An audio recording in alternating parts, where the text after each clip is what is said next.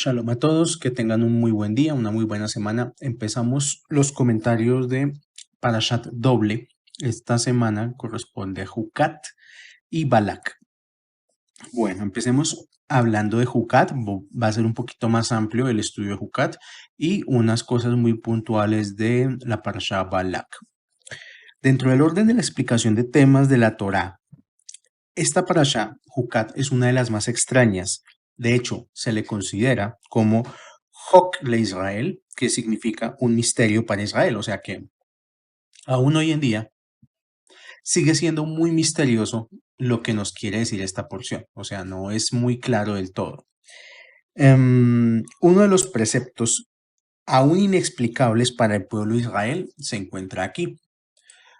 Sabemos que hay 613 misbot, 613 preceptos, y de estos, digamos que aquí podemos encontrar el más curioso, el más extraño, inexplicable, sin entender muy bien del todo por qué, y es el de una vaca roja. Nos dice este precepto que en el caso de que alguien encuentre una vaca roja que sea completamente roja, que tenga todos sus pelos rojos, o sea, que no vaya a tener ni un pelo de otro color, que sea perfecta, esta vaca roja puede servir para purificar las transgresiones de todo un pueblo, de toda una generación. Es un tema complejo porque incluso nos dice que eh, quien tuviera una vaca roja, una vaca bermeja, podría ser que fuera una persona sumamente afortunada porque la podría vender por cualquier cantidad de dinero, por lo mismo que es invaluable el hecho de tener este nivel de purificación. Una de las razones por las cuales esta porción aparece en esta época del año es porque estamos justamente en uno de los meses más oscuros del año, que es Tamuz, Cáncer. Cuando pasamos por el signo de Cáncer, necesitamos de la energía de este tipo de porciones para quitar impureza, para poder tener oportunidad de redención personal. Ahora, esta porción, junto con la de Balak, se les toma como un regalo contra el efecto devastador del exceso de luz que hay entre el 17 de Tamuz y el 9 de Ab. Hay que aclarar que el próximo jueves es 17 de Tamuz y a partir del próximo jueves se vienen 3 semanas que se le consideran 3 semanas negras, las más oscuras de todo el año, donde las personas tienen que, digamos que, extremar sus medidas de cuidado, extremar su precaución, no ponerse en riesgo. No se recomienda comprar cosas nuevas, no se recomienda hacer nada, nada, nada. Son prácticamente hay que tomarlas como si fueran 3 semanas de duelo, porque hay tal cantidad de energía que puede generar algún tipo de dificultad de negatividad a nivel masa. Mm, Y van a haber muchas personas que para la mayoría van a ser 3 semanas muy duras. De hecho, lo son.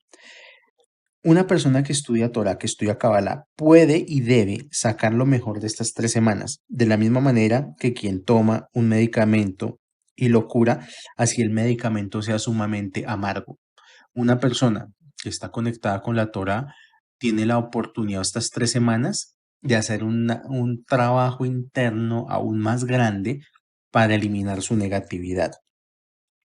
Las 3 semanas de aflicción son la oportunidad ideal para contrarrestar la energía, por lo tanto, del ángel de la muerte. O sea, si tenemos una oportunidad para contrarrestar la energía del ángel de la muerte, que no es solamente muerte física, sino todo lo que implique en la vida de la persona muerte, muerte de proyectos, muerte de relaciones, muerte de amistades, muerte de sueños, de ilusiones. Si la persona se aflige a sí misma estas 3 semanas, va a hacer que el resto del año la energía de la muerte no toque ningún aspecto de su vida. Ahora, ¿qué hay que decir frente a esto? Que dicha energía empieza dentro de nosotros. Nosotros dentro de nuestro cerebro tenemos una corteza, tal vez la más antigua que pueda registrar en el desarrollo del cerebro, que se le conoce como la corteza reptiliana. Es la zona animal del cerebro por excelencia y es la zona animal del cuerpo por excelencia. Y la razón por la que es tan difícil combatir contra el instinto animal es porque el instinto animal lleva miles de años ahí presente. Es la zona del cuerpo más antigua. Y el desarrollo de las facultades del alma, en el mejor de los casos, en algunas personas puede que lleve apenas un par de reencarnaciones, que a lo sumo serán 100 años. O sea, que nosotros venimos en un proceso de reencarnaciones donde hemos convivido más con el animal que hay en el ser humano que con el propio ser humano. Y apenas en las posibles últimas 2 o 3 reencarnaciones es cuando hemos venido a conectar con espiritualidad. Por eso es tan difícil muchas veces para muchas personas luchar contra sus bajos instintos, luchar contra sus pasiones, luchar contra sus deseos del cuerpo, luchar contra la reactividad, porque eso es lo que ha estado más presente y es parte más del animal que de la persona. Dice aquí que cuando Bereshit, esta es la porción de Génesis, dice que la serpiente es muy astuta, que es más astuta que todos los animales. Se refiere a que el instinto animal es mucho más astuto que una persona, cuyo promedio de vida son 80 años. Hay que tener eso en cuenta. Nosotros tenemos un periodo de 80 años de vida en el cual estamos planteando dar la mejor batalla posible contra nosotros mismos, contra nuestro instinto animal, pero el instinto animal no hay que subestimarlo. Está presente y ha estado presente desde hace muchas encarnaciones y muchas veces dentro de muchas encarnaciones se avanza apenas un poquito. Tal vez por eso también se pide de manera insistente que la persona se apegue al estudio de la Torá, que se apegue al estudio de las misbot, que se apegue a cumplir con los decretos del cielo para poder ponerle un poco de contrapeso a esos instintos animales. Entre el 17 de Tammuz y el 9 de Ab es em, como si entre 4 personas tuviéramos agarrado al instinto del mal para que le demos una golpiza. O sea, es la oportunidad ideal para tomar el instinto del mal y anularlo completamente, para darle paloterapia al instinto animal. Es por eso que los meses de Cáncer y Leo son propicios para que el ego salga también fácilmente. Y muchas veces el ego sale en las cosas más tontas. O sea, eh, van a ser semanas, estas próximas 3, 4 semanas, donde va a ser muy fácil que, se nos dé el disparador del mal humor, de, que se nos dé el disparador del mal genio, que se nos dé la capacidad como de ser reactivos por cosas muy, muy tontas.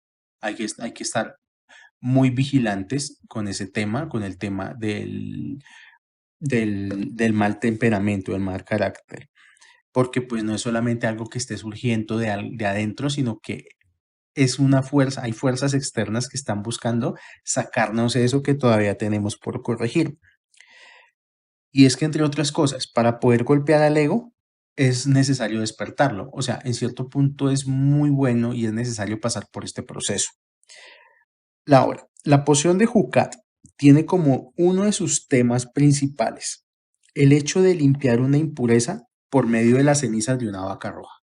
Y para esto me voy a permitir leer directamente del Humash la porción que corresponde a número 19 desde el capítulo 1. Dice así: Y habló Hashem a Moshe y a Aarón, diciendo: Este es el secreto de la Torá, el cual lo ordenó Hashem diciendo: Habla a los hijos de Israel y que tomen para ti una vaca roja, íntegra, que no haya en ella defecto, que no haya subido sobre ella yugo.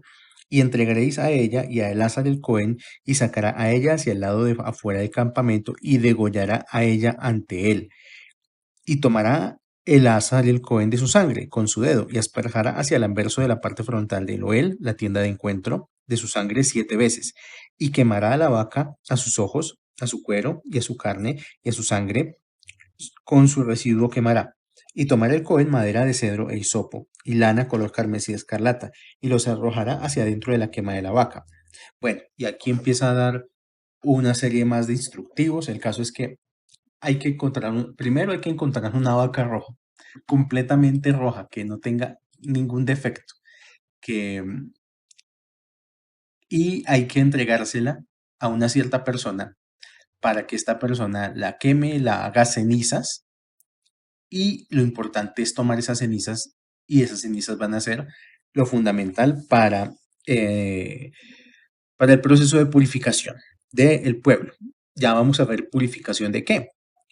Dice, por eso acá, Sot Hukat HaTorah Asher Tziva Adonai. Este es el decreto de la Torah, el cual lo ordenó Hashem.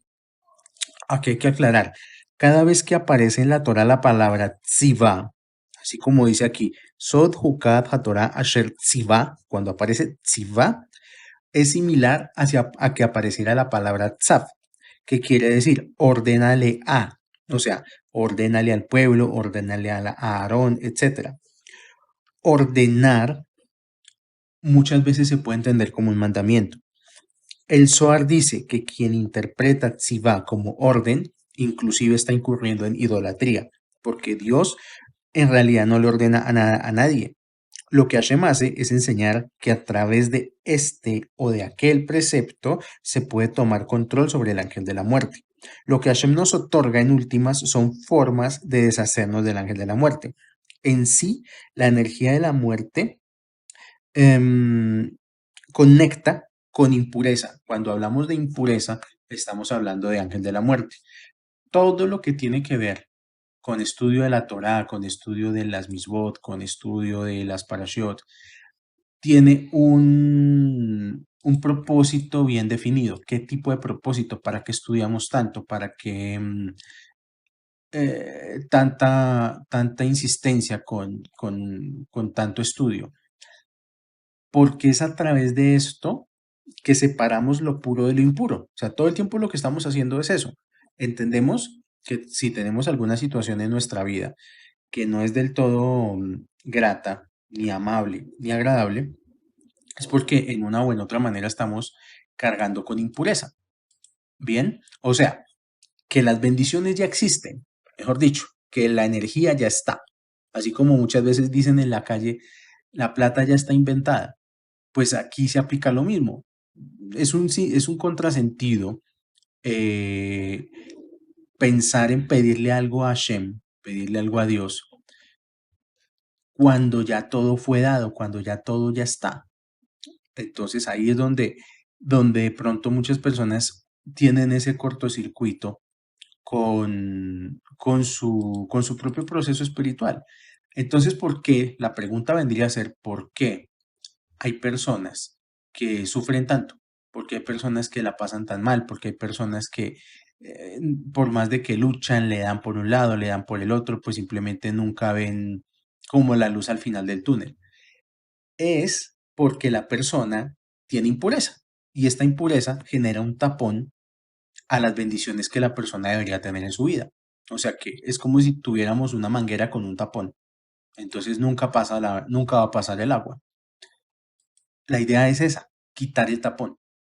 Y cuando se quita el tapón, la bendición llega. Entonces una persona que se ocupa del estudio de la Torá, que se ocupa del estudio del Zohar, que se ocupa de las cosas santas, lo que hace es quitar el tapón que impide que llegue su propia bendición. Por eso aquí nos insiste el Zohar, que Dios no le ordena nada a nadie, o sea, cada quien verá en últimas, pues tomará sus decisiones, o sea, cada persona mirará cómo conduce su vida o de qué manera la conduce, me explico, pero nunca hay un orden de que tienen que hacerse las cosas de esta o de otra manera. Cada persona decide y la luz lo lleva hacia lo que decida. O sea, si la persona quiere conectar con oscuridad, la propia luz lo va a llevar a que conecte con esa energía. La persona quiere conectar con luz, eh, la persona va a poder encontrar eh,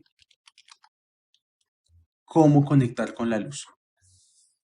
Pero todo lo que nosotros tenemos en la vida, en cierto punto, nosotros mismos lo hemos creado.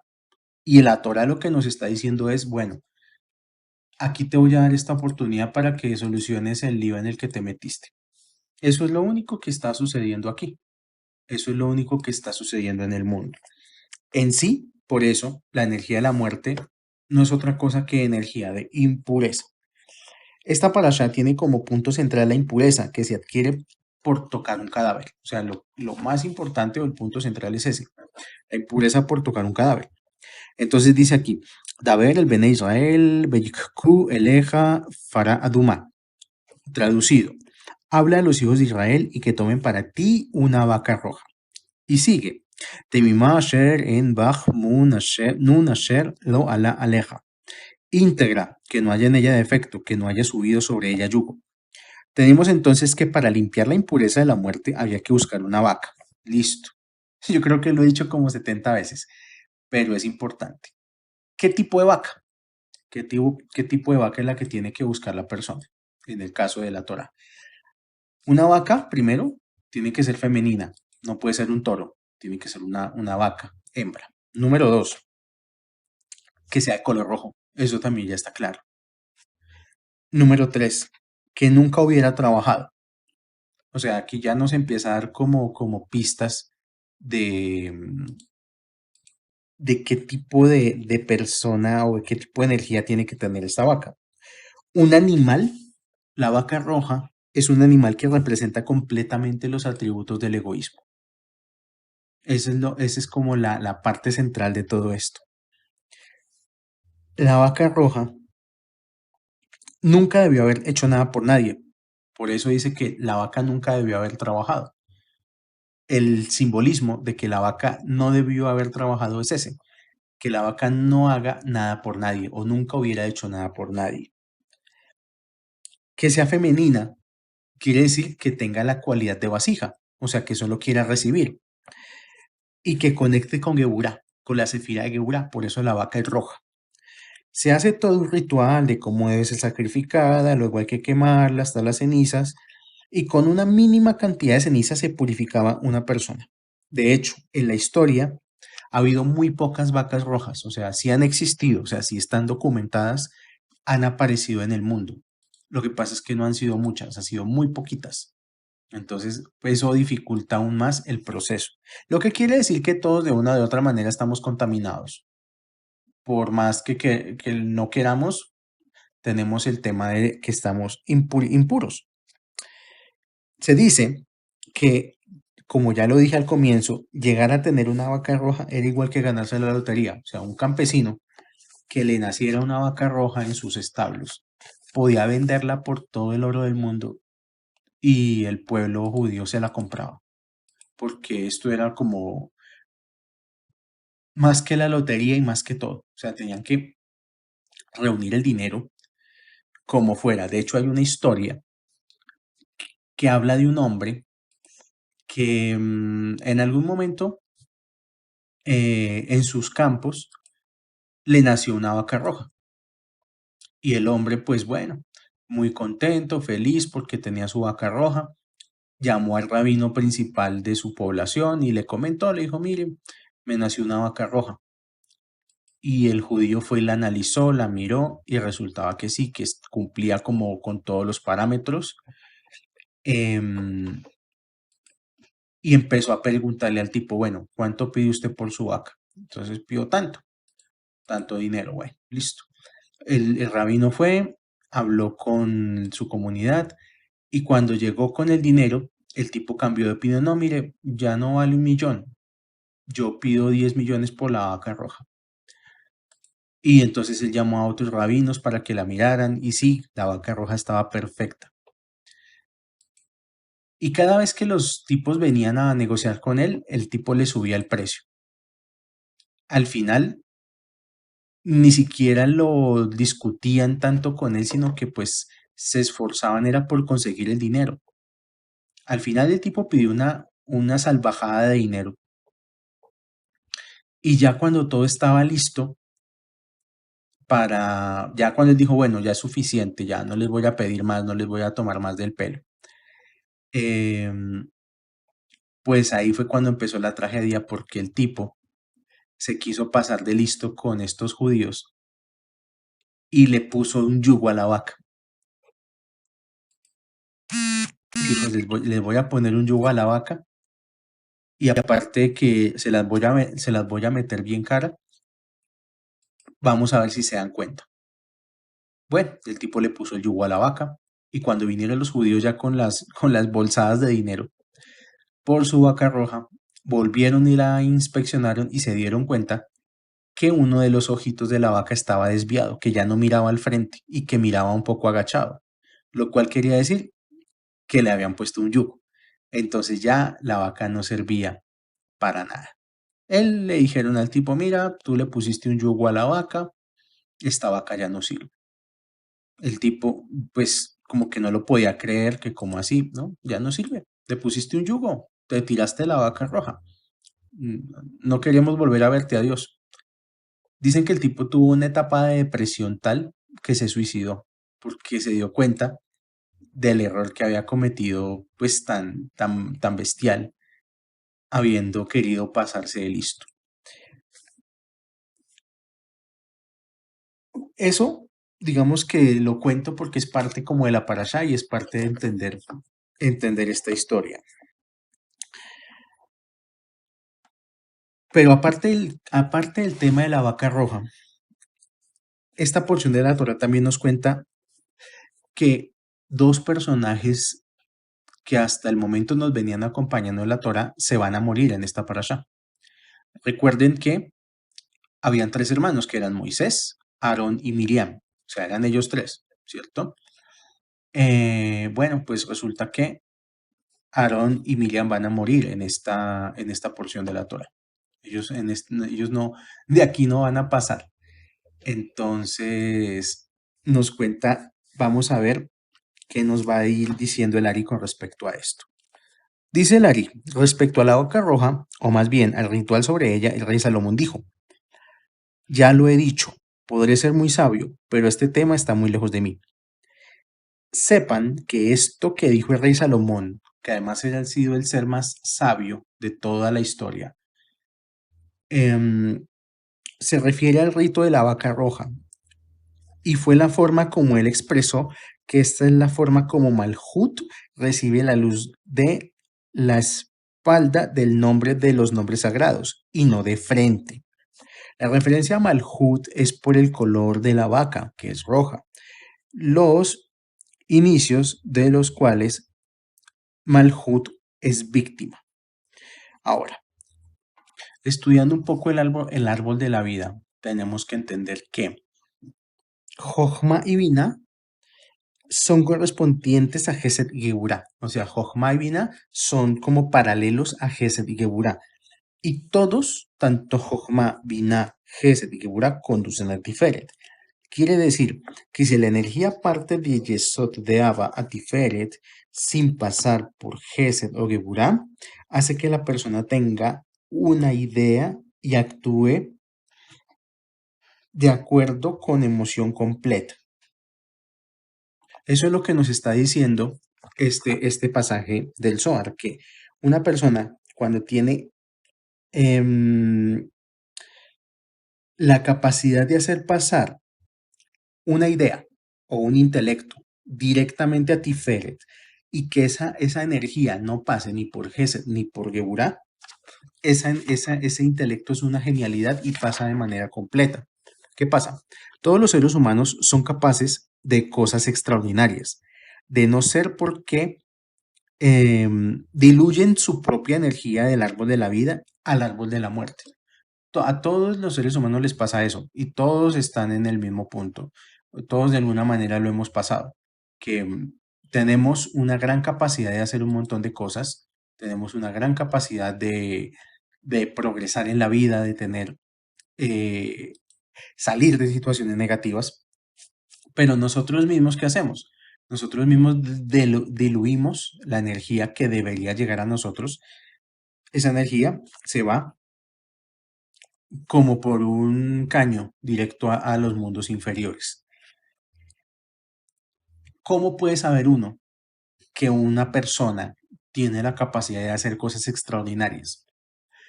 Hay ejemplos múltiples en cuanto a eso, pero uno de tantos es, por ejemplo, cuando, cuando alguna persona está siendo llevada a un momento límite de su vida y no tiene tiempo para pensar, solamente tiene tiempo para actuar. O sea, no tiene como margen de error, sino tiene que hacer o tiene que hacer. Hay, por ejemplo, momentos donde una madre ve a un hijo en peligro y al hijo le cae, Hasbe Shalom Barminam, le cae una puerta de hierro encima.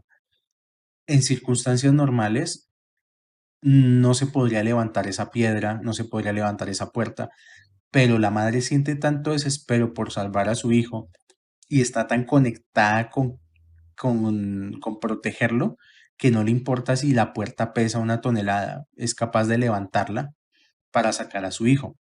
A ese nivel hay momentos límite, lo que se llaman los momentos límite en la vida, en los que ya no media el juicio ni para Gesed ni para Geburah, sino que hay que actuar directamente sí o sí. Personas, por ejemplo, que necesitan salvar su vida como sea, en esos momentos límite es cuando la persona despierta como de un clic ese potencial oculto de su propio árbol de la vida. O sea, eso sí existe esa capacidad, pero muchas veces surge de manera, de manera muy casual, no es algo que la persona controle, sino solamente cuando la persona es llevada al extremo, es cuando logra despertar como ese ser interior, por así decirlo. Ahora, cuando nosotros estamos en un momento límite, o digamos, pasamos a otro ejemplo, si en el momento de ayudar a alguien, por ejemplo, nosotros no pasáramos la energía por el juicio, ¿por qué? Lo digo, porque cuando nosotros vamos a hacer algo por otra persona, y generalmente es algo que implica un recurso, ayudar con dinero, ayudar con tiempo, ayudar con algo, empieza a pasar el juicio por la vida de nosotros. Entonces empieza, digamos, la persona tiene el impulso, bueno, voy a donar este 1.000.000 de pesos a la caridad. Y empieza el juicio, bueno, ¿me conviene donar ese dinero? ¿Será que en lugar de donar 1.000.000 de pesos, dono 500.000? ¿Lo hago o no lo hago? ¿Qué voy a ganar si dono 1.000.000 de pesos? ¿Quién me está viendo? O sea, ¿lo voy a donar en silencio o voy a publicar y voy a tomarme una selfie diciendo que yo voy a donar 1.000.000 de pesos? Todo ese juicio, y muchas veces, ¿qué voy a perder? ¿Será que me va a hacer falta después el 1.000.000 de pesos? ¿Será que me espero a que la situación mía esté perfecta, perfecta y ahí sí ya, cuando ya no me falte nada, absolutamente nada, ahí sí voy a donar el 1.000.000 de pesos? Todo ese pensamiento, si ustedes lo analizan, pasa por la cabeza de una persona constantemente. Nuestra capacidad queda atrofiada porque idea que llega, idea que pasamos a juicio. Esa es la realidad. Idea que llega, idea que se va al juicio. Y pasar la vida por el filtro del juicio hace que las decisiones de vida de las personas sean con un poco de mal, con un poco de bien. Este es el punto al que quería llegar con esta primera parte de la vaca roja y de la impureza, porque eso es lo peor que se puede hacer. Cuando uno toma decisiones con un poquito de mal, con un poquito de bien, eso genera impureza. La impureza, que en hebreo se llama tumá, es la mezcla del mal y el bien. O sea, impureza es hacer algo egoísta y a la vez pensar algo bueno de esa acción egoísta. No, pero no es tan malo. No, pero todos lo hacen. No, pero al final pueda que hice algo malo, pero hice un poquito de bien. Entonces, la típica persona que dice, yo estoy robando, pero es para mi familia. Pero estás robando. Sí, pero estoy robando para mi familia, pero estás robando. No, yo me subo al transporte público sin pagar, pero lo hago porque el gobierno también es un gobierno ladrón. Siempre hay ese punto de excusar una mala acción con una buena intención. Y eso es lo que se llama en la vida impureza. Es mejor hacer cosas impuras sabiendo que son impuras, porque eso por lo menos da conciencia del acto. Y cuando uno tiene conciencia del acto, puede cambiar. O sea, si uno está eh, consciente que voy a hacer algo malo y a lo mejor lo voy a disfrutar con eso malo que voy a hacer, pero no me estoy, digamos, escudando en frases de cajón, ni estoy justificando mis actos, sino que sé que voy a cometer una bien hecha, o sea, por lo menos la persona la va a disfrutar y va a tener la capacidad más adelante de reflexionar y decir, no, no debí hacerlo, debo cambiar esa actitud, debo cambiar ese comportamiento. Pero si la persona hace cosas malas y al final las justifica, esa persona no tiene ninguna posibilidad de redención o de cambiar su situación. Ahora, vamos a volver un poquito al árbol de la vida. Cuando la energía baja de Geburah a Malhut, tenemos que entender que Malhut, con respecto a Geburah, siempre se convierte como en una esclava. La vaca roja es roja porque representa los estados de juicio de los cuales Malhut es esclavo. Es decir, el mundo físico es esclavo de lo que nosotros dejamos que descienda. Si dejamos que descienda misericordia, eso se va a manifestar misericordia. Si dejamos que descienda juicio, baja energía de muerte. Y esta es una de las claves de la vaca roja, es que quien aniquila su egoísmo se libera de la muerte. Lo que nos está diciendo aquí esta parte del Zohar es que si bien la vaca roja representa toda esa energía de egoísmo que una persona puede tener, generar, cargar a lo largo de su vida, quien de alguna manera logra eh, aniquilar ese egoísmo de su ser es una persona que no necesita de escenarios de muerte, no necesita de escenarios de dolor, caos y sufrimiento. Generalmente las personas que más sufren en el mundo son las personas más egoístas, son las personas que más tienen em, como ese deseo únicamente de recibir para sí mismos, ese deseo egoísta de no compartir, ese deseo de tomar ventaja de otros, de buscar siempre como la mejor parte. En general es eso. Y una persona así, pues es susceptible a que baje pura energía de Geburah a Malhut. Y eso es lo que, digamos, la persona manifiesta en su vida. Después las personas, digamos, se quejan que por qué tienen escenarios caóticos, que por qué les va todo para atrás, que por qué las cosas no les funcionan, que por qué los proyectos se les acaban. Es por esto, porque la persona no ha generado en su vida sino juicio.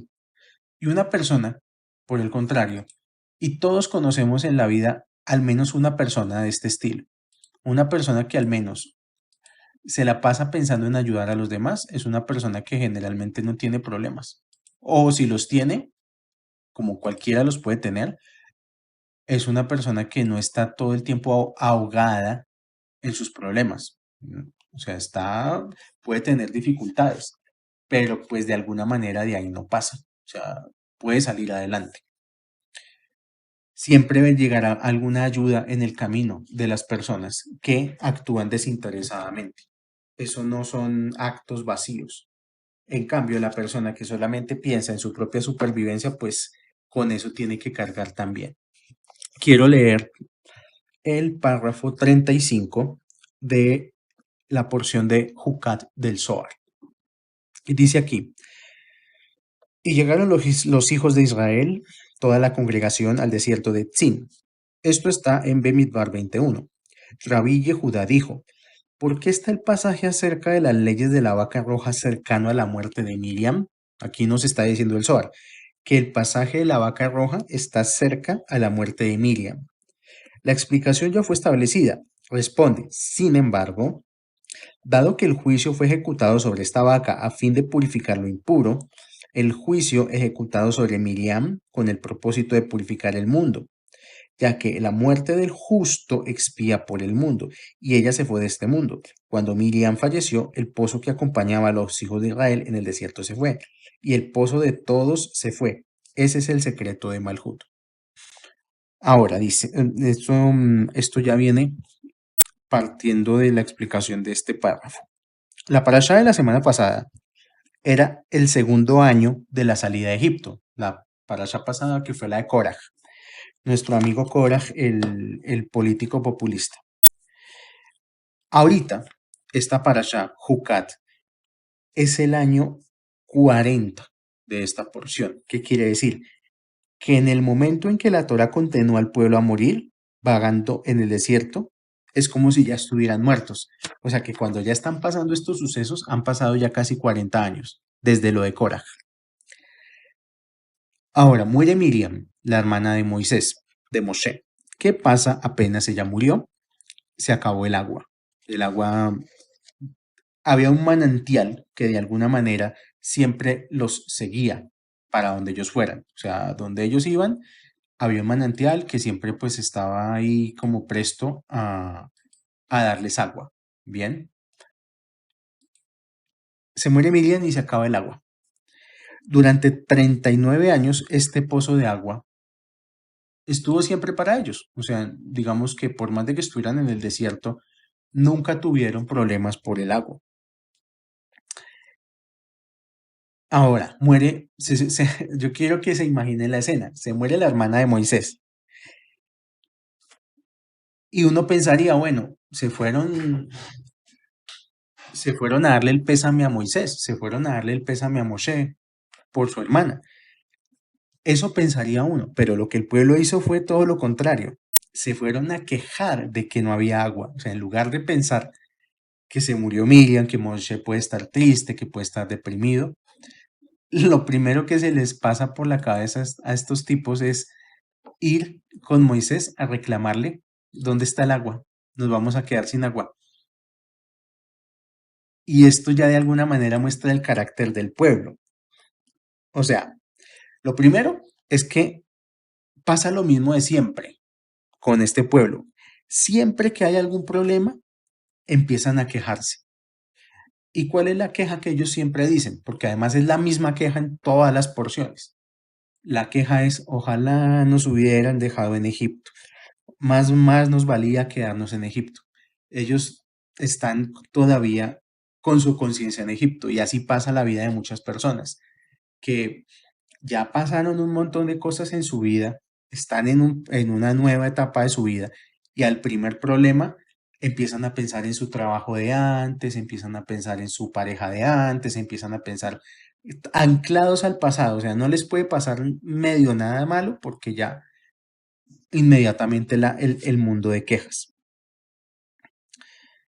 Y en este punto es por esta razón que se decreta que Moshe no puede entrar en la tierra de Israel, porque esta es otra cosa que pasa en esta parashá, que se le notifica a Moshe que él no va a entrar a la tierra de Israel, y a Aarón tampoco.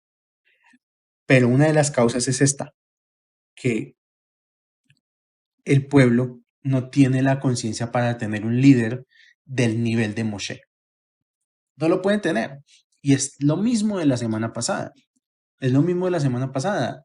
Siempre el líder es el reflejo de su pueblo. Y un mal pueblo no puede tener un buen líder. No puede ser eso así. Bueno,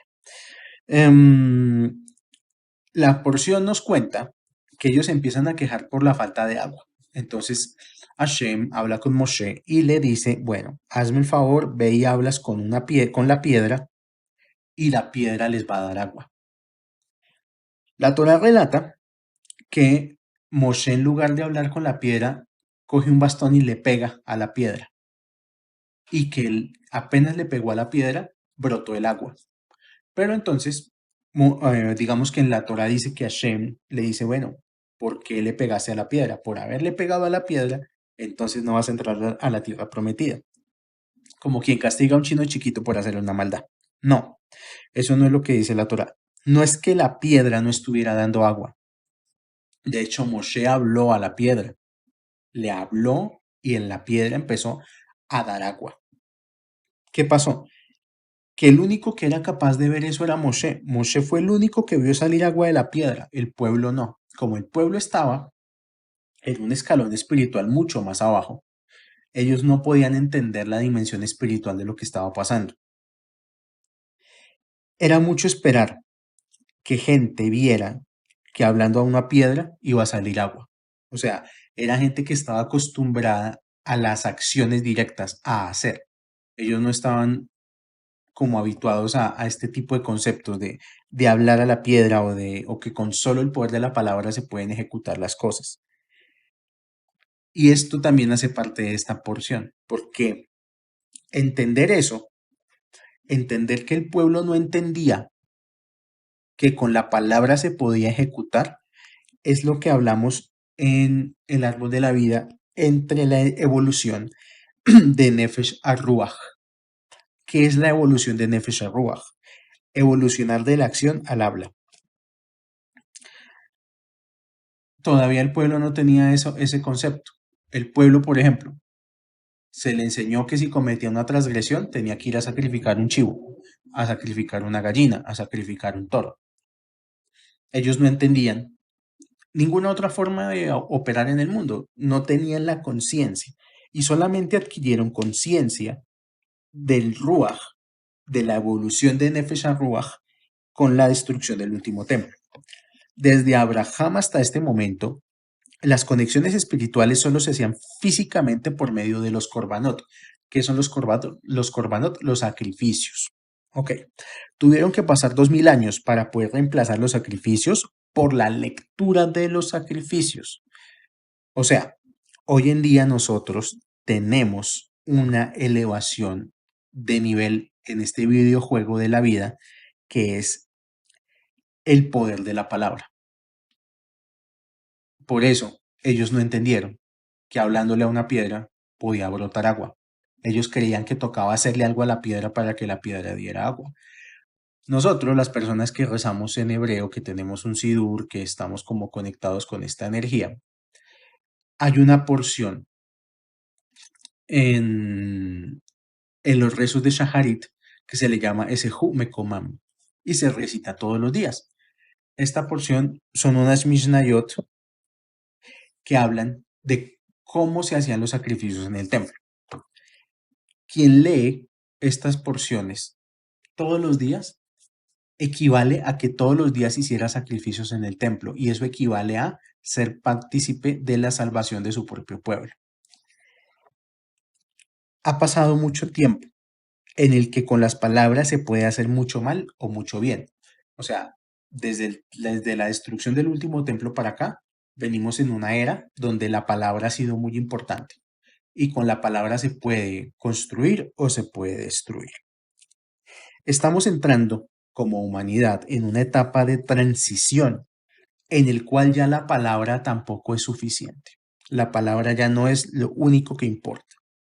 Es decir, ahorita mismo estamos año 2020, calendario gentil, año 5780, calendario judío. Estamos em, empezando a hacer una transición en la cual no solo lo que la gente dice ya no importa. Es decir, para hacer cosas en la vida ya no es suficiente únicamente el poder de convicción, o sea, la labia, como se diría en el bajo mundo. Ya no es suficiente solamente tener labia. Hoy se ganan las cosas con conciencia. Hoy ya no solamente sirve trabajar duro de sol a sol, ya no solamente sirve hablar, decretar con la palabra, convencer a otros. Hoy, a la acción y al habla hay que agregarle conciencia espiritual. Y en este momento, las personas que están sobreviviendo esto que está pasando en el mundo, están sobreviviendo porque están conectando su acción y sus palabras al mundo espiritual. Hoy se ganan las cosas con conciencia. Entonces, en el pasado, el decreto reemplazó al sacrificio. Hoy en día la conciencia va a reemplazar al decreto. Hoy en día las palabras en casi todo el mundo ya son vacías. O sea, estamos en una sociedad hiperinformada. Esto incluso tiene un nombre que se llama infoxicación, que es la intoxicación con la información, donde todo el mundo está diciendo un montón de cosas, incluso en YouTube, en redes sociales. Hay literalmente, una explosión de supuestos gurús económicos, de personas que creen que saben la solución para salir de la pobreza y que para salir de la pobreza te venden un curso que vale $1000 y los únicos que se enriquecen son ellos. Pero hoy en día mucha gente ya no cae en eso porque se da cuenta. O sea, todos nos damos cuenta cuando una persona lo único que quiere hacer es, como se dice vulgarmente, cañar. Cuando una persona lo que quiere hacer es engañar, cuando una persona lo que quiere hacer es embolatar con las palabras. Uno ya se da cuenta, ya no es, ya las personas no son inocentes. Y esa es una de las causas por las cuales ya no se le cree a los políticos. O sea, el político tradicional está en desuso. Por eso es que el político de hoy y el que viene es un tipo, si se quiere decir vulgar, un tipo que dice lo que piensa, un tipo sin filtros, un tipo transparente, visceral, tipo Donald Trump, que no tiene ningún problema en insultar a quien tenga que insultar. Ese es el tipo de persona que hoy en día conecta con la gente. No el discursito, no la palabrería, por así decirlo. O sea, hoy lo que importa es ver si la persona que habla tiene la conciencia de lo que está diciendo o si solamente está releyendo un discursito. Las palabras hoy solo son envases. Las palabras tienen que aprender a llegar al alma de las personas. Y a veces pasa que a una persona se le puede ayudar mucho más desde el silencio. Entonces uno concluye, aquí leyendo este último punto del Zohar, y la fuente de todos desapareció. Este es el secreto de Malhut. Está hablando de la muerte de Miriam. Dice, y la fuente de todos desapareció. Este es el secreto de Malhut. Es decir, que con la muerte de Miriam se fue la capacidad de manifestar en el mundo al instante. Ahora, vamos a leer el párrafo 36 y 37 del Zohar. Dice el párrafo 36. Rabí Abba dijo que está escrito, Hijo del hombre, entona una endecha. Esto está en Yehezkel 28:12, acerca de la Virgen de Israel, que es Malhut. Pregunta, ¿es acerca de ella solamente? Responde, no, es solo que todo el mundo fue quebrantado a causa de ella, ya que fue por ella que el quebrantamiento de la derecha de Zeirampín siguió, que es el secreto de la partida de Geset, debido a la separación de Malhut, porque Geset estaba acercándola al cuerpo que es Zeirampín, y el cuerpo que es el sol, significando Zeirampín, que influye sobre Malhut, fue debilitado para ella, ya que no tenía nadie a quien inspirar. Este es el secreto de salva con tu diestra y respóndenos. Esto está en el Salmo 60, versículo 7, significando, salva la mano derecha que fue cortada por medio de la separación de Malhut. También, esto afectó al cuerpo, como está escrito. Visto el cielo con oscuridad, esto está en Yeshayá 53, ya que el sol, que el Zairampín, fue oscurecido a causa de ella. Semejante a esto es el versículo. Y murió Miriam allí. Esto está en Bemidbar 21 porque eso indica la partida de Malhut, como se mencionó arriba. El debilitamiento de la derecha también ocurrió y Zairampín fue oscurecido. Y el verso 37 dice, y no había agua para la congregación, ya que el pozo de arriba se fue, el cual es Malhut, así como el inferior, que es Miriam. Entonces la derecha fue quebrantada, como está escrito. Aarón se reunirá con su pueblo. Él es el secreto de Gesed, que es la derecha. Enseguida de eso, el sol se atenuó, como está escrito. Muere en la montaña y reúnete con tu pueblo. Esto está en Devarim 32:50. Y Moshe fue la carroza para Zeirampín, mencionado como sol. Vemos aquí que el brazo derecho fue quebrantado y el cuerpo, que es el sol, se oscureció. Vamos a empezar a mirar esta última parte del 36. salva con tu diestra y respóndenos. El debilitamiento de la derecha también ocurrió y Zairampin fue oscurecido. Lo que mantiene a tu mundo físico a la manifestación cerca de la emoción es la capacidad de moldear la realidad y generar cosas. O sea, esto es solo la presencia de Gesed, el deseo de dar.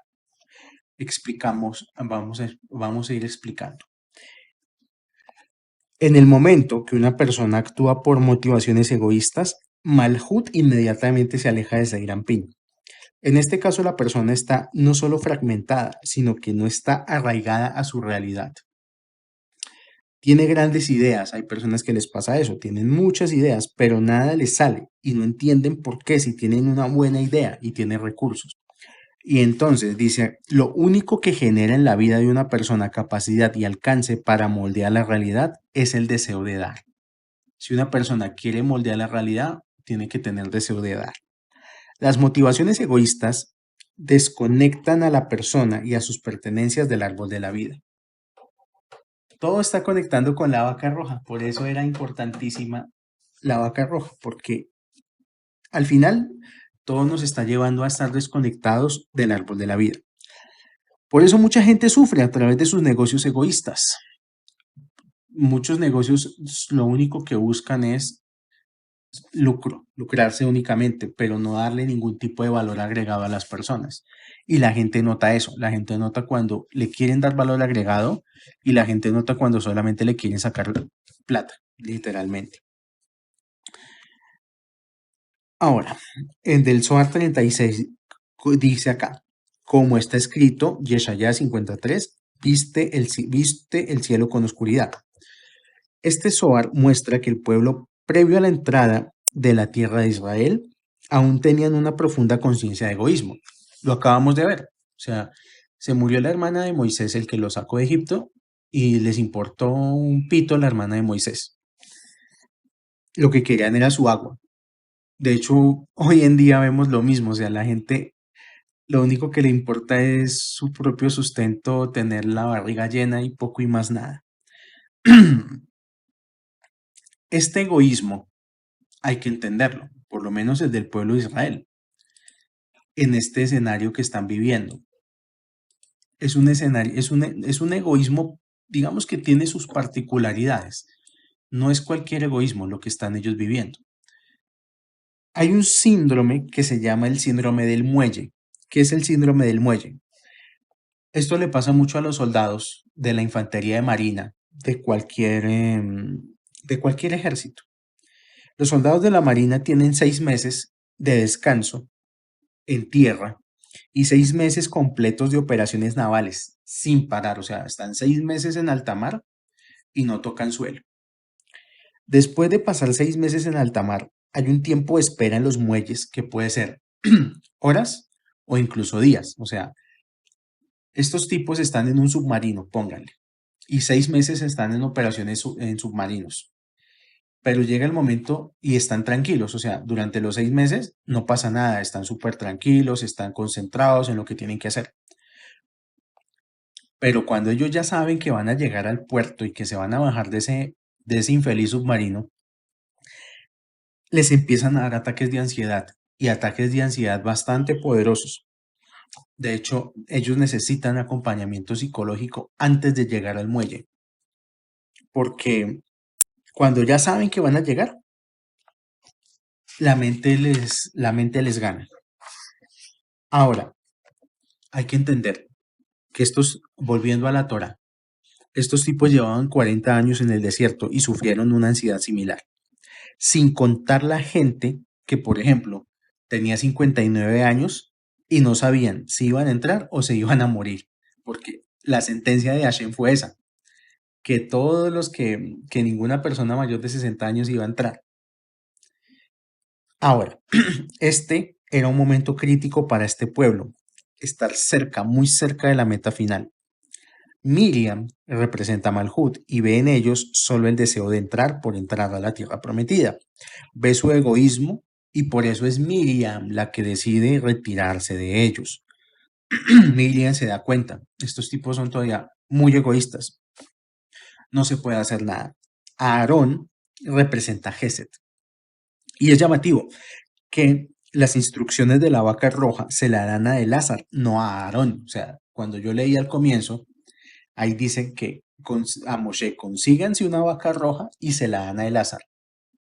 O sea, las instrucciones eran para Elazar, no para Aarón, lo cual ya da a entender que Aarón tampoco iba a entrar.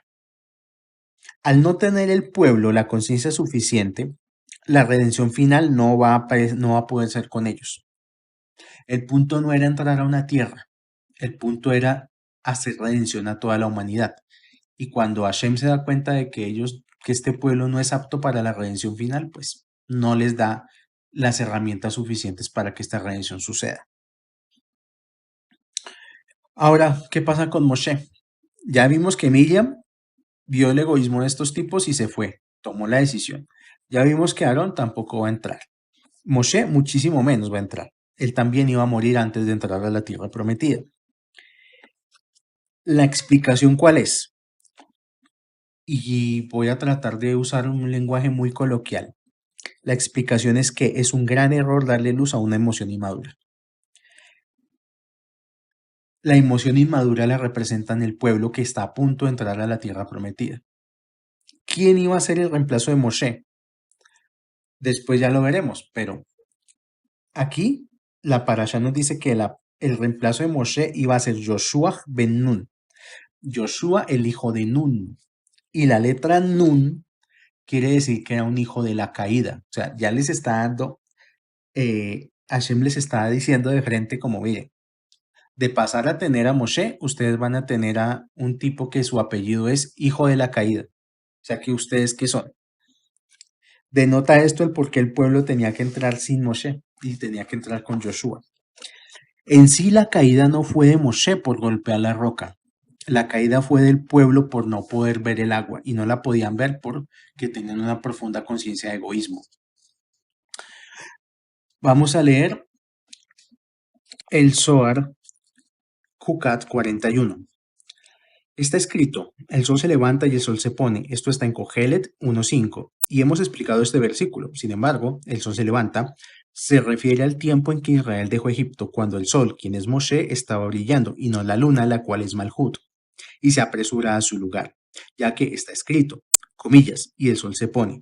Porque Moshe fue recogido en el desierto con el resto de aquellos que murieron en el desierto. Cuando el sol se puso, aquel lugar fue recogido a su lugar, esto es, de modo que iluminará la luna. Esto es lo que dice, y se apresura, de donde vuelve a levantarse. Y aunque fue recogido, ciertamente vuelve a levantarse, ya que la luna no tiene brillo iluminador, excepto en ese que recibe del sol. Este es el secreto de lo que está escrito. Yacerás con tus padres y se levantará. Esto está en Devarim 31:16. Aunque sea recogido, te levantarás para iluminar a la luna, que se refiere a Yehoshua, ya que Yehoshua era una carroza para Malhut. Cuando este pasaje del Zohar dice el sol se eleva, se refiere al tiempo en que Israel dejó Egipto. Dejar Egipto significa dejar alguna esclavitud de la vida. Por eso a Moshe se le conoce como el sol que brilla. O sea, aquí nos está diciendo el Zohar, que a Moshe se le conoce como el sol que brilla. Dice también este pasaje del Zohar, yacerás con tus padres. Indica que no murió, solo cambió de dimensión y se unió con almas elevadas. Cuando Aarón muere, no se dice en la Torah que muere. O sea, no habla exactamente de una muerte física, sino que habla que yacerás con tus padres sin dejar como explícitamente dicho que murió. Cambio fue de dimensión, cambio de estado de conciencia. Dice también, te levantarás para iluminar a la luna, que esto hace referencias a Yehoshua, justamente. Si el pueblo judío, o bueno, no era el pueblo judío en ese momento, si el pueblo hubiera hecho la tarea correctamente, hubiera entrado en una dimensión de espacio-tiempo donde no recibiría luz del sol, sino luz de otro astro que viene de la dimensión de Binah. Recibir la luz del sol implica recibir las pruebas de los 12 signos del zodiaco constantemente durante toda la vida y también recibir las pruebas de las fases de la luna. Vamos a leer el Zohar Párrafo 42. Y acerca de él, de Yehoshua, este versículo está escrito. ¿Qué beneficio obtiene el hombre de toda su labor? Esto está en Cogelet 1:3. Ese es Yehoshua, quien se esforzó para heredar la tierra de Israel, que es Malhut, y no alcanzó la completa terminación de la luna, que es Malhut, como hubiese sido lo apropiado. Trabajó duro por Israel bajo el sol. Esto aparte es importante, bajo el sol, significando bajo Moshe, quien es el secreto de Zeirampín, mencionado como sol. Ven y ve. Hay por esa vergüenza, hay por esa pena, que trabajó bajo Moshe y no tomó realmente su lugar, que es el sol, sino que tuvo solamente un lugar bajo el sol porque no tenía luz propia, excepto el brillo del sol, que lo iluminaba. ¿Qué exaltación hay sobre él si no puedo completar ningún camino al sol o a la luna? Porque dado que no se perfeccionó en el nivel del sol, por lo tanto no podía perfeccionarse en la luna. Hasta aquí el párrafo 42 del Zohar. Ahora, dijo acá el párrafo, trabajó bajo Moshe y no tomó realmente su lugar, que es el sol, sino que tuvo solamente un lugar bajo el sol, porque no tenía luz propia, excepto el brillo del sol que la iluminaba. Un verdadero líder desea que todos lo superen. Un falso líder solo desea perpetrarse.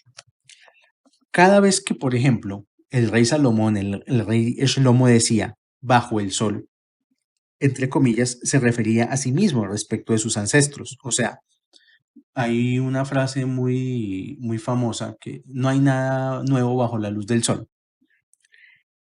Lo que quiere decir es que no había nada nuevo bajo el sol, que es el brillo de los patriarcas anteriores, lo cual era como una prueba de humildad.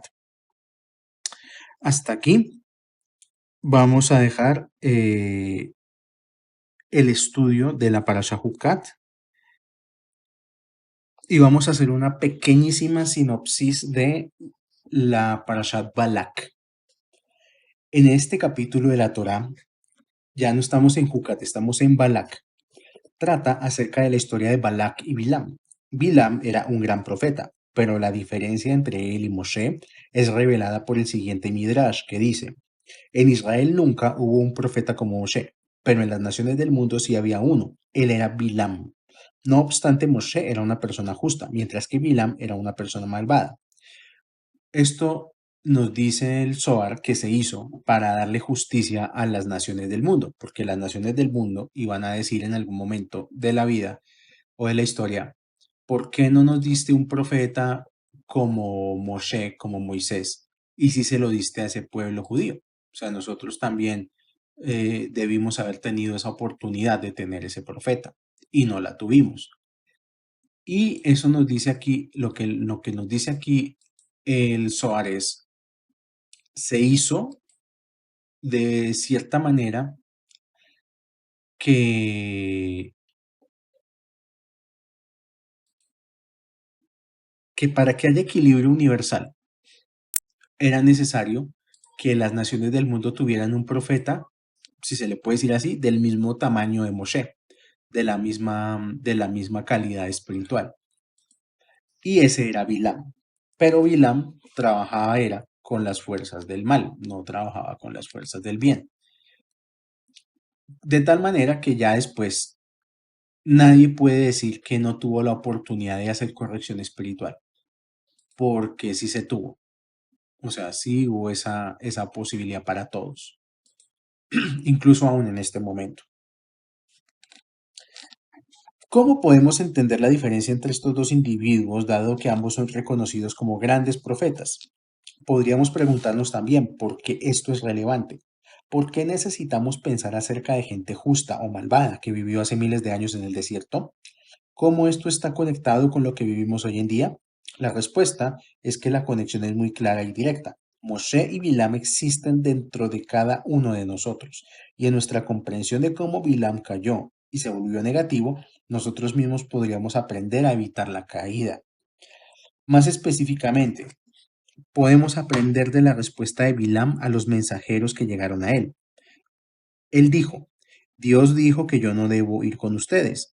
Dios le había dicho: no vayas con ellos, no maldecirás al pueblo porque es bendito.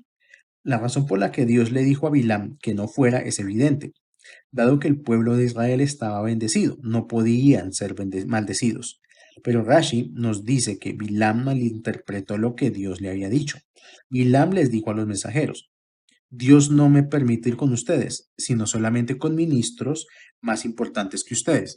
Aquí nos pasa, para poner en contexto la situación.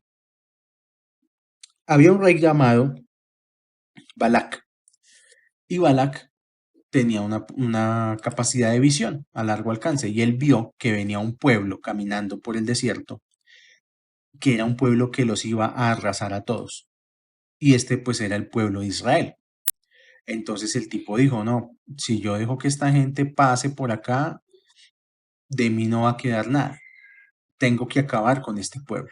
O sea, esa fue la resolución que tenía en ese momento Balac.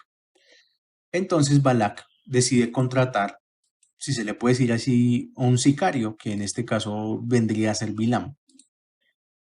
Bilam tenía la conexión con la luz infinita, o sea, así como Hashem le hablaba a Moshe, Hashem también podía hablar con Bilam. Ese era el nivel de Bilam. Entonces, cuando él recibe la propuesta, me refiero a Bilam, cuando él recibe la propuesta de recibir ese encarguito de hacerse cargo del pueblo judío, de acabar con ellos, se le manifiesta la presencia divina, se le manifiesta Hashem, y Hashem les dice: no, tú a ese pueblo no le vas a poder hacer nada porque ese pueblo es bendito, ese pueblo no va a poder recibir maldición. Y no vas a ir con esa gente, que te van a venir a buscar, tú con esa gente no vas a ir. Bilam, como ya de por sí era un tipo de mente retorcida, no era un tipo así muy, muy santo ni muy entendido. Él torció de alguna manera las palabras que le dijo Hashem. Entonces él dijo: no, el problema no soy yo, el problema es la gente que van a mandar para que yo vaya con ellos. Entonces, no, yo con ustedes no puedo ir, yo tengo que ir con gente de más categoría porque yo soy el más de los más. Y muchas veces eso nos pasa en la vida. Muchas veces en la vida nos sucede que Hashem nos dice: por ese camino no, no hagas tal cosa, no te comportes de tal manera. Y uno interpreta el cuento de manera que a uno le convenga de acuerdo a sus intereses. Eso pasa muchísimo. Entonces el maligno Bilam empezó como a hacer una especie de negociación con Balac. Al final accede a la petición de Balac. Intentan hacerle ciertos tipos de rituales a este pueblo para tratar de debilitarlo, para tratar de acabar con él, pero Bilam tenía digamos, como una prohibición, y era que él no podía pronunciar palabras de su propia autoría. Él tenía que decir, era lo que Hashem le estaba diciendo. O sea, él era como una especie de intérprete de las palabras de Hashem. Entonces hacían un ritual, sacrificaban unos animales y esperaban a ver qué decía Hashem. Entonces, al final, en lugar de maldecir al pueblo, lo que llegaban eran más bendiciones a este pueblo. O sea, y eso enfurecía a Balac, pero ¿para qué los bendice? Yo necesito es que los maldiga. En lugar de maldecirlos, los estás bendiciendo, les está dando más poder. La raíz de este problema radica en el hecho que a menudo oímos y vemos solo aquello que queremos oír y ver. Esto es lo que podemos identificar en Bilam. Cuando Bilam finalmente emprendió su camino, un ángel de Dios se paró frente a él, pero Bilam no podía ver el ángel. Sin embargo, si Bilam estaba al nivel de Moshe, ¿cómo era esto posible? Más aún, está escrito que incluso el asno de Bilam veía al ángel. Solo puede haber una explicación a la ceguera de Bilam. Si bien él era profeta y podía ver el futuro, estaba tan inmerso en su propio ego que solo veía lo que quería ver. El ojo humano funciona de tal manera que, en realidad, ve todo al contrario. El cerebro invierte la imagen capturada de modo que vemos el mundo como probablemente es, pero aún así nuestra visión es restringida por los límites de nuestra espiritualidad. Nuestro potencial verdadero es ilimitado. Si cumpliéramos con el potencial de nuestra alma, podríamos ver y escuchar todo. Si tan solo permaneciéramos abiertos a aquello que nos rodea, encontraríamos las respuestas a todas nuestras preguntas, simplemente a través de nuestra propia observación. La mayoría del tiempo, la razón por la cual nuestras preguntas persisten es porque le tememos a las respuestas, a pesar de que a menudo ya conocemos la solución a un problema en particular. Esperamos que la respuesta verdadera no sea lo que creemos que es porque puede ser un poco temible o incómoda. O sea, cuando pedimos algo y sabemos que la respuesta va a ser no, que es lo que a la gente no le gusta escuchar. O sea, la gente cree que su relación con Dios es pedir y que Dios va a decir que sí siempre. Y la relación de muchas personas con Dios se daña cuando la respuesta que buscan no aparece y es un no. Y este era como el dilema entre Bilam y Balak, que Balak quería una cosa, pero le salía todo lo contrario. Y así es la vida de muchos y de muchas personas que quieren una cosa, pero la vida les da otra. ¿Por qué? Porque solamente a través de a través de lo que la luz infinita nos está otorgando, es como vamos a poder cambiar. O sea, nosotros no vamos a poder cambiar poniéndole las reglas al sistema a nuestro acomodo. Tenemos que pasar desafíos, tenemos que pasar luchas, tenemos que pasar dificultades para poder superar las dificultades propias de la vida. Y muchas veces eso implica incomodidad. Em, Implica recibir un no como respuesta. Y eso era lo que no quería Balak. Balak no quería recibir un no como respuesta.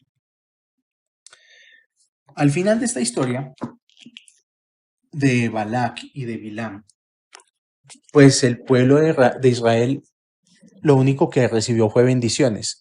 Entonces Balak, lleno de ira, despide a Bilam, dice, usted no sirvió para nada, váyase de acá. En lugar de maldecir a este pueblo, ahora este pueblo tiene mucha más bendición. Y justo antes de que Bilam se fuera, em, a Bilam se le ocurre algo, dijo, bueno, aquí nosotros hemos equivocado el camino. Nosotros no hemos hecho las cosas como debería ser, porque nosotros hemos pedido es que a este pueblo le caiga maldición. Y esa no es la forma de maldecir a este pueblo. A este pueblo lo que hay que hacer es cortarle su conexión con el mundo espiritual. La única forma de poder sobrepasar a este pueblo, de poder vencerlo, es cortarle el suministro de energía espiritual, de donde venga. Y por eso, después fue que Balak se le ocurrió infiltrar dentro del pueblo una serie de mujeres de la vida alegre para que el pueblo, digámoslo de esta manera, descuidara su proceso espiritual, descuidara su camino espiritual, se dedicara únicamente como a la parte de placeres y en ese momento fue que cayó una plaga terrible sobre el pueblo. Esta historia em, es más como para la semana entrante, para la porción de Pinjas, pero digamos que la lección que nos da Balak, la última de esta porción, por lo menos este año, es prácticamente con la que empezamos estos comentarios, que la persona corta con su bendición en el momento en que la persona corta con sus obligaciones espirituales. O sea, la persona deja de estudiar, la persona deja de guardar misbot, la persona deja de conectarse con la luz espiritual y abre el camino para que lleguen todos los problemas por un lado, por el otro, por arriba, por abajo, por derecha, por izquierda.